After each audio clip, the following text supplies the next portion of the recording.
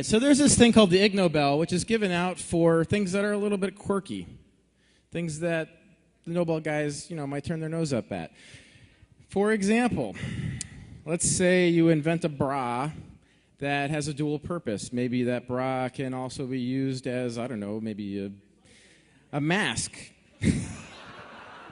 Oh, and not just a mask for you, when something blows up and you need to protect yourself from dust, but a mask for you and somebody nearby, some random stranger who wants to wear your D cup.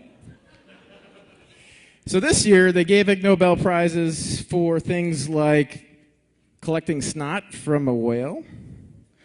But they've also given Ig Nobel prizes for interesting stuff like the Ig Nobel Prize in Medicine, which was won in 2007 by our next speaker, Dan Meyer.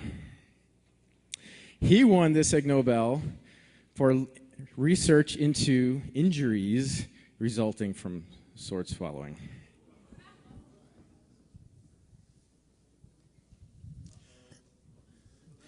You can't really swallow a sword without slitting your throat, can you?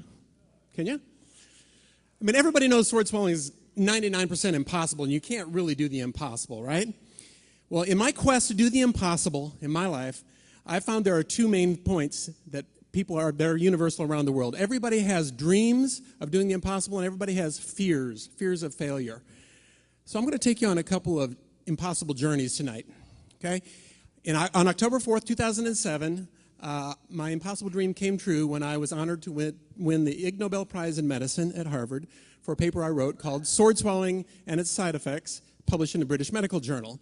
Now let me take you on another journey.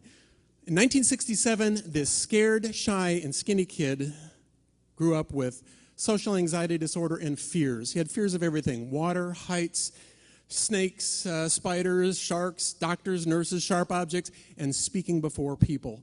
He had fear of failure. But this kid, because he was beat up by the bullies and picked on by the bullies, he was determined to do the impossible, do things that the other kids could not do.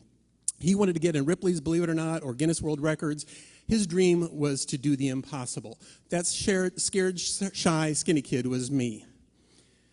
10 years later, in India, on my deathbed, suffering from malaria fever in Tiruvannamalai, India, I decided I was not going to let fear rule my life anymore. I made a conscious decision that I was going to take on risks, take on challenges, change my attitude, and do things that were impossible. So I took a stab at it. 10 years later, I actually, that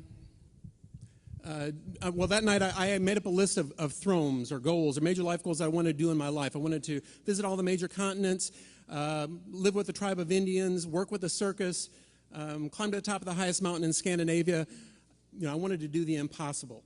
So I took a stab at it. 20 years later, I found out there were less than a dozen sword swallowers left in the world. I decided I was going to try that. So I practiced for 4 years, 10 to 12 times a day, every day, about 13,000 unsuccessful attempts before I got my first sword down in 2001. Then I networked all the sword swallowers together into the Sword Swallowers Association and did a lot of research, including the sword swallower that you saw up there who had impaled his heart with his sword. Where does the sword really go when you swallow a sword? First, you have to repress the gag reflex in the back of the throat, find the right opening to the epiglottis, slide the blade down the esophagus, repress the peristalsis reflex in the throat, nudge the hardest side, relax the lower esophageal sphincter, and slide the blade all the way down into the stomach past the liver and kidneys. That's how you swallow a sword.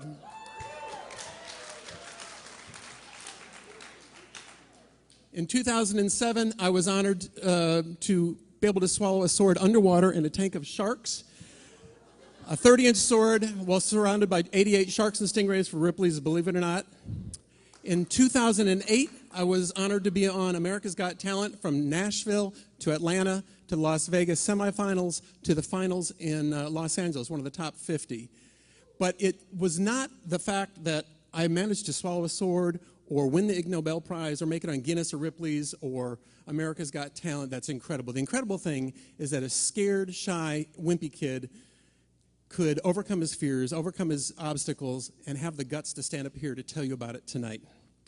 So what are your dreams? What are your dreams? What are your fears? I bet this was not your dream to do the impossible, was it? If you've got dreams, if you've got fears, I challenge you to take your take your chances, do your dreams, take on risks, take on challenges.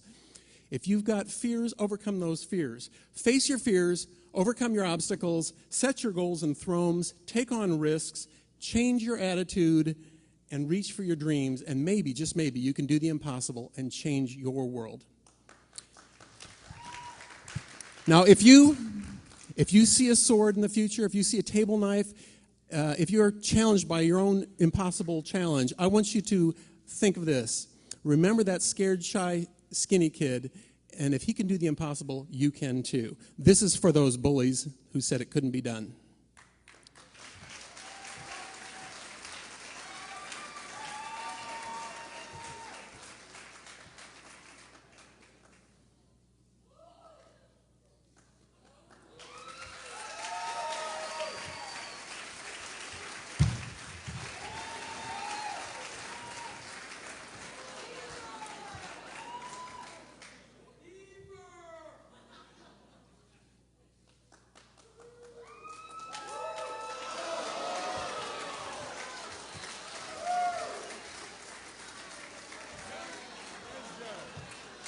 Joe, I need you up here for this one.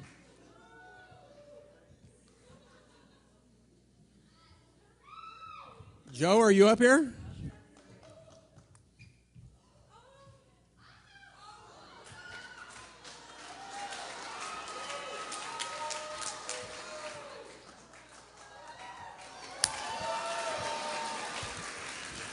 Ladies and gentlemen, I have a challenge for you. My challenge for you is never stop dreaming, never stop believing. Thanks for believing in me, and thanks for being a part of my dream.